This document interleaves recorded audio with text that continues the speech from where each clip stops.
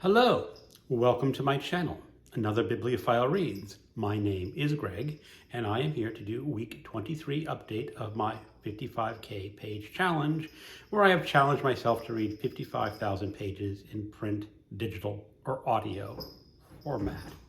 And what have I read in the previous week? The first book I completed was for the Summer of Snopes. And I have finished the Hamlet by William Faulker. Now, I am a bit ahead of everyone else. Everyone else seems to be trying to read one section per week, and this book has 4 sections. But I just plowed ahead and finished it. It is the story of Flem Snopes, who, how would you say, is sort of rural, uneducated, white person in rural Mississippi. And it's his rise in business. And what is really surprising about this book is just how much business dealing there is in this book. Everyone is doing business, and they're trying to get ahead and get better of the next person.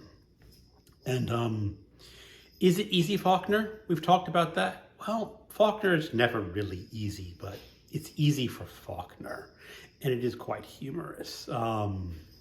And there are some incidents in this book that some people found a little disturbing.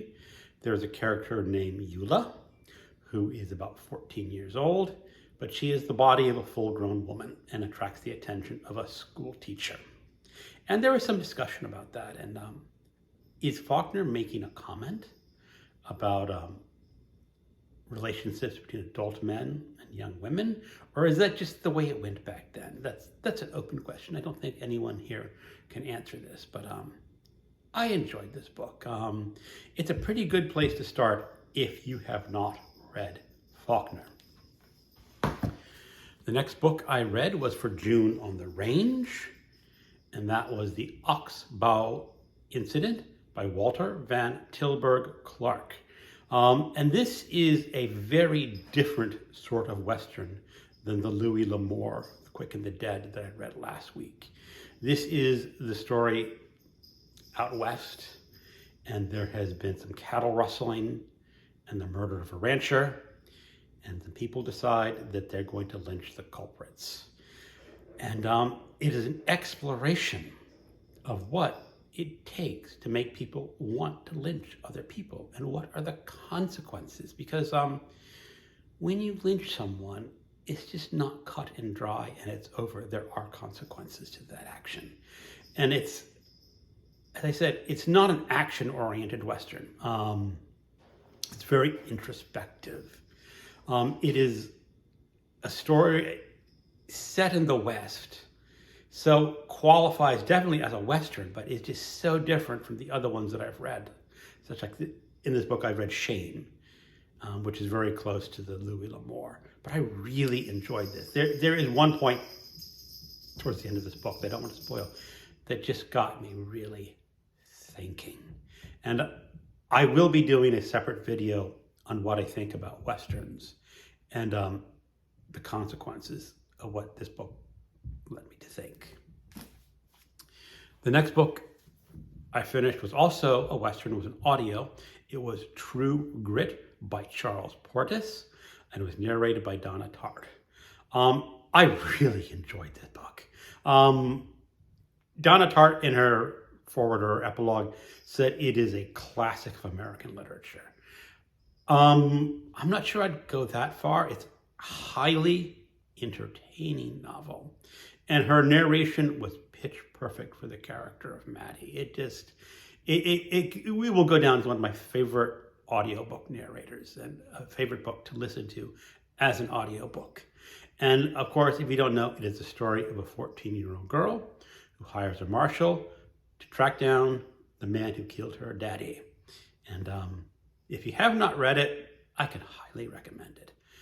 And next, I read yet another Western,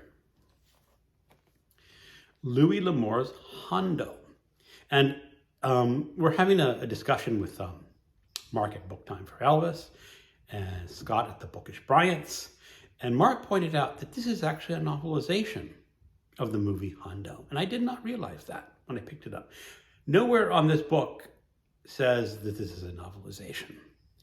And why I did enjoy reading this, I did not enjoy it as much as I enjoyed The Quick and the Dead.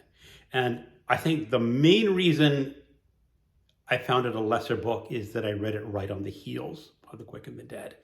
And I rarely do that, read one author so close together.